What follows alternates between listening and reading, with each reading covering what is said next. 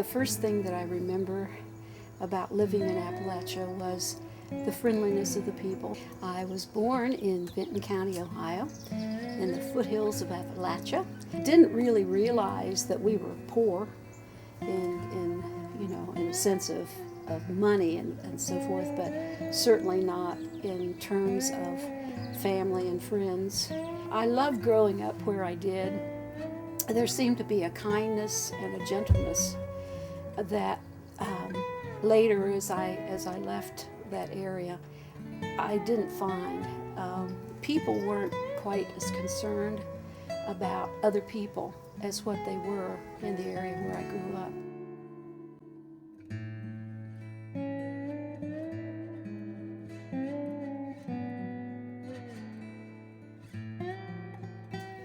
(9/11), we get up and we go to the airport in Frankfurt, Germany, get on a plane, and routine sort of thing. You check in, you go through security, all that sort of thing, and we were about 4.5 or 5 hours outside of Frankfurt when the captain of our plane came on and advised us that we were going to have to put down in Gander, Newfoundland, because we had a minor problem with an indicator signal in the plane. But we would have to dump 30,000 pounds of fuel because we were too heavy to land at Gander. Well, once we started coming in for our landing at Gander, I realized that something was not quite right because of the way the planes were parked there at Gander. The captain then came on, apologized for the ruse, said actually nothing wrong with the plane, but that there was an emergency, national emergency in the United States. All the borders were closed, and the airspace was now under the control of the military. Well, the plane really was very, very quiet. Nobody shouted or anything, just really just unearthly quiet. Then he told us that one of the Twin Towers in New York had been hit by a plane. After some 24 hours, we looked out, and here came a long line of yellow school buses. And I like to tell people that I had not been on a yellow school bus since Benton County, more than 50 years before. They unloaded the passenger, or the planes were unloaded, and we had to go through the normal things at the airport, our passports and all that sort of stuff. We went from international into the domestic part of the airport, and here was all of this food. I've never seen so much food in my life. Absolutely no charge. The people from the area had cooked all that food, had brought it in for the plain people, as we were called. After a few, I suppose maybe 15, 20 minutes, we departed out the other end of the airport, got on the school bus again, rode then to a little town called Lewisport, which is about 45 minutes away from Gander. The most wonderful, wonderful people, and I've thought, every time I think about it, I don't even have to close my eyes, but I can see us on that school bus going to Lewisport. And it's like I'm going home. I'm going back to Appalachia. We get into Lewisport. The first thing I notice is all of the flags.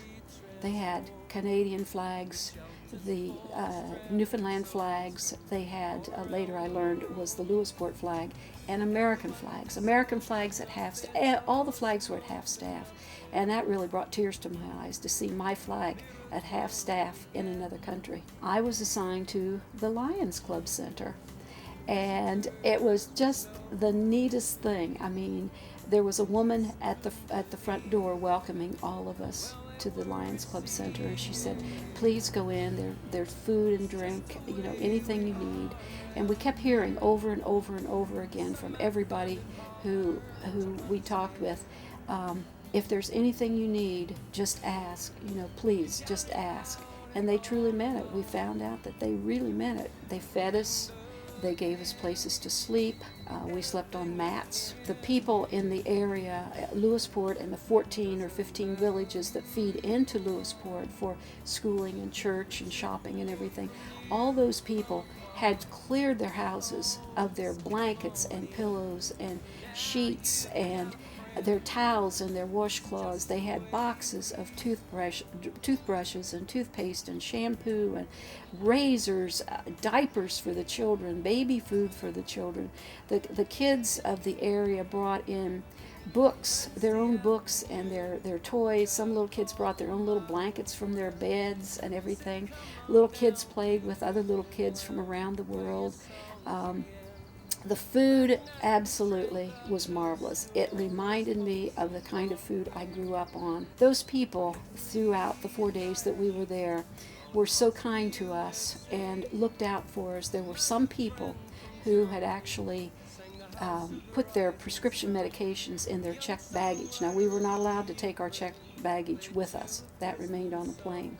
So some of those people really got into trouble because they needed their prescriptions. So the mayor and his wife would take those people in their cars to the doctor, local doctor, and the doctor would talk with the people and then would write the prescriptions that they needed, no charge. Go to the pharmacist, fill those prescriptions, no charge. I don't think they ever slept. I mean, I saw a lot of people, their ankles, you couldn't even tell they had ankles. They'd been on their feet for so many hours taking care of, as they called us, the plain people. And so later, 4 days later, we got the word that Delta Flight 15 was going to be the first flight to leave Gander.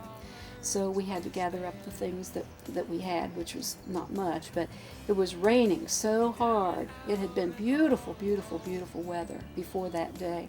And it was raining, lightning, and thundering, and everything. And sometimes I think about it, and I think really it was a good thing that it was raining, because everybody was crying. I mean, we had become so close. All of us had become so close in those few days because of what we experienced there, and those people were so kind to us. We knew deep down in our hearts that we had to do something to let them know that we would never forget what they had done for us. And we knew we'd never forget. We didn't want them to forget that what they had done really made a difference in our lives. So as we talked about it, none of us could come up with something that would be adequate but would not offend their dignity, and I think really that was the hardest decision I ever had to make in my life. Was what can we do, and my brain almost froze, trying to figure out something. Well, finally, one of the men, who happened to be Canadian, said to me, "I don't know how much you know about Newfoundland." And I said, "Well, I know much more than I did a few days ago." And he said, "Well, I'll tell you, the people in the other provinces don't much like the people from Newfoundland." And I was amazed. I couldn't believe it. I said, "Why?" And he said, "Because they're poor and they talk funny." And I thought, man, that's just like Appalachia. So anyway, he said, "But I've been thinking about this." And he said, "I thought if we could help one student get through school, that would work." And I thought, well, that's a great idea. And then I kind of got angry, and I thought, one student after all these people have done for us? I mean, we can't limit it to one student. So I said, why don't we do an endowed scholarship fund? He said, well, how do we go about doing that? And I said, well, we need to write just a short description of what we want to do, and then pledge sheets. We'll make up pledge sheets. Well, by that time, 3 or 4 other men were there asking what they could do, and I said, well, make up pledge sheets. And so I'm ripping out sheets of paper from my notebook and saying, here, make pledge sheets. So I went up and I showed the little paragraph we had written to the flight attendant and said, would you be willing to read this so that everybody will know what we're proposing to do? And she looked at it, and all of a sudden her chin started to quiver and a few little teardrops, and she said it was wonderful, but she had to ask the captain. Well, I knew the captain would give us his okay to use the PA system because of the way he had treated us while we were on the plane on 9/11 and 9/12. So anyway, she comes back out from the cockpit, and she said the captain said it was wonderful. He'd be the first to make a contribution. So then the thing went through the plane just like crazy. About the time we're about ready to land at Atlanta, the men who had been helping went around, picked up the pledge sheets and everything. They sat down, they counted up all the pledges, and the people on Delta Flight 15 had pledged something over $15,000 U.S. So then, when I got back to Columbus, I got a $15,000 matching gift to this. Once the $15,000 had come in from the people on the plane, this matching would be wired to, and I worked with the Columbus Foundation so that there would be no question at all about where the money was going and how it would be used, and worked with the Columbus Foundation on being able, the guidelines, the criteria, and so forth for for the distribution of the funds. As of this year, 111 students from that little community have benefited from the scholarship fund. We started out calling it Delta Flight 15 Scholarship, but Delta Airlines, as I worked with them, asked me not to use that because of trademark issues. So they suggested we call it Gander Flight 15. Well, we did for several years, but then that caused difficulty because the students in Gander thought it was for them, when indeed it was for the students in Lewisport. So several few years ago, I challenged the graduating class to come up with a better title for the scholarship fund. So it's now called the Lewisport Area Flight 15 Scholarship Fund. And it's just been, I have to say, the most beautiful experience I ever had at probably one of the worst periods in the history of my country.